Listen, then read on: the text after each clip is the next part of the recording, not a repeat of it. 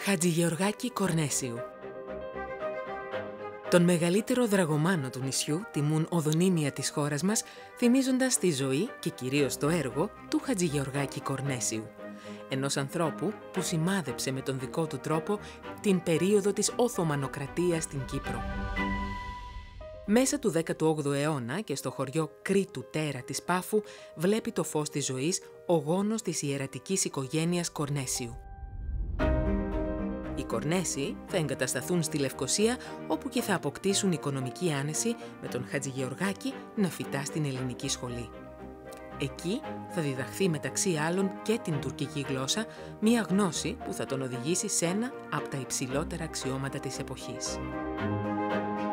Διορίστηκε μέγας διερμηνέας το 1779, τίτλο που θα διατηρήσει για 30 ολόκληρα χρόνια στην κυριότερη πολιτική εξουσία μετά τον Πασά επί Οθωμανοκρατίας.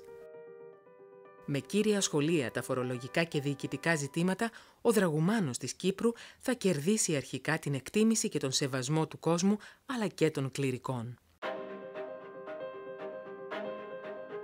Νυμφευμένος με τη Μαρουδιά Παυλίδη, ανιψιά του Αρχιεπισκόπου Χρύσανθου, θα αποκτήσει 6 παιδιά.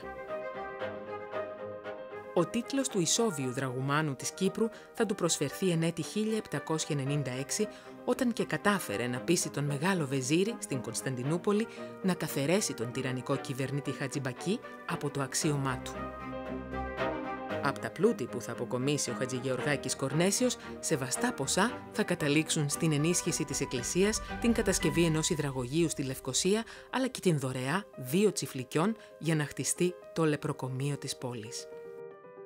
Ωστόσο, ο πλουτισμός του Κορνέσιου, αλλά και ο ρόλος του στα πολιτικά δρόμενα του νησιού, θα προκαλέσει έντονη ανησυχία στους Τούρκους αγάδες που θα επιδιώξουν την εξολόθρευσή του. Την ίδια περίοδο, ο καταπονημένος από τις βαριές φορολογίες λαός θα εκδηλώσει τη δυσαρέσκειά του με την εξέγερση του 1804 εναντίον των τουρκικών αρχών. Τα πυρά εν τέλει θα στραφούν εναντίον του δραγουμάνου, κατηγορώντας τον άλλοτε ευεργέτη Χατζηγεωργάκη Κορνέσιο για τους δυσβάστακτους φόρους. Η εξέγερση αυτή θα αναγκάσει τον Κορνέσιο να δραπετεύσει με την οικογένειά του από την Κύπρο και να εγκατασταθεί στην Κωνσταντινούπολη. 3 χρόνια αργότερα, το 1807, όταν και θα επιστρέψει στην Κύπρο, θα ζητήσει να ελέγξει τους λογαριασμούς του νέου δραγουμάνου Νικόλαου Νικολαΐδη. Η συκοφαντική αναφορά του τελευταίου θα καταλήξει στην έκδοση διατάγματος και την σύλληψη του Κορνέσιου, έτσι ώστε να ελεγχθούν οι λογαριασμοί που ο ίδιος κρατούσε για δεκαετίες.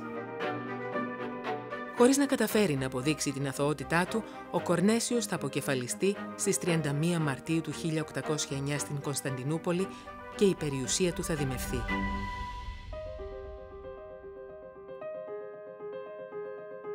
Κατάλοιπο του γεγονότος αυτού και το πετρόχτιστο αρχοντικό του δραγωμάνου που βρίσκεται στο κέντρο της παλιάς Λευκωσίας και σήμερα λειτουργεί ως εθνολογικό μουσείο.